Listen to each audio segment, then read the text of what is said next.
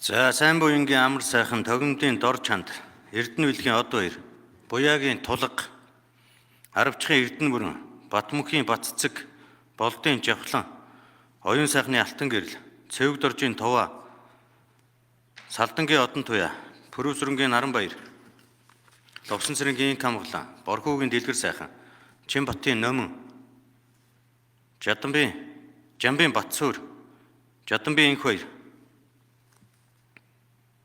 За мөнх сайхан сайд ороод ирсэн. Сайд нар орж ирье. Асуултанд хариулъя. Сайд нар орж ирэхээр хариулт өгүүлнэ. Жохо ухамсартай байл та сайд нараа. Сонсоод байж гэнэ гэж та гэж чинь хариулах га сууж өгсөй үстэй. Нэг төсөв хэлцэх, төсвийн хөрөө хэлцэх, хөгжлийн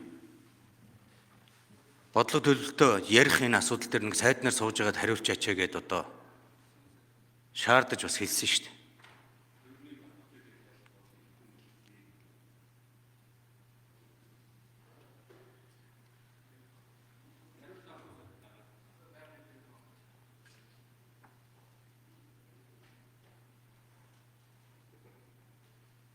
Эсвэл байнга уурлал байнга хэрэлдээ сууж ивэл таатай байд юм уу?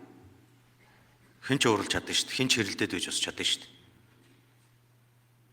Энэ төрийнх нь ажил нэг эмх цэгцтэй ажтайхан шиг яваасаа санаачилж байгаа ажлууд нь бас нэг цаг хугацаанд хэрэгжээд биелээд яваасаа ард иргэдийн нэг хүсэж хүлээж байгаа тэр нөхцөл боломжийг бий болгохын төлөө нөхцөл боломжийг дэмжиж явах юмсан гэсэн нэг ийм хандлагаар хандаад байхаар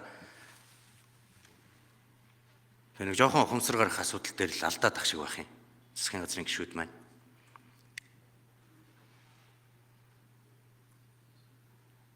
Нэг чуулганы уралдаанд заваараа орж ирж хариулт өгж байгаа юм шиг хэлбэрээр яваад байдаг. Энэ бол одоо улсын хурлын гишүүдийн шүүмжлээд байгаа. Яагаад зарим асуудал дээр чинь асуудлыг чинь босгож ирж шаардлага шахалт үзүүлээд байгаа шалтгаанууд чинь үндс энэ шүү дээ. Хүн хүндэтгэлтэй хандвал хинч бусд нь эргэл хүндэтгэлтэй л ханддаг шүү дээ. Тэгээ хүндэтгээд асуудлыг нь бариад яваад ах тусам давраад эднүс яад ингэж бодоод байгаа юм уу? Араа шүтээ үзүүлвэл хин ч хаанч үзүүлж чадна. Тэгвэл төрийн ажил тэгж явах зохимжгүй.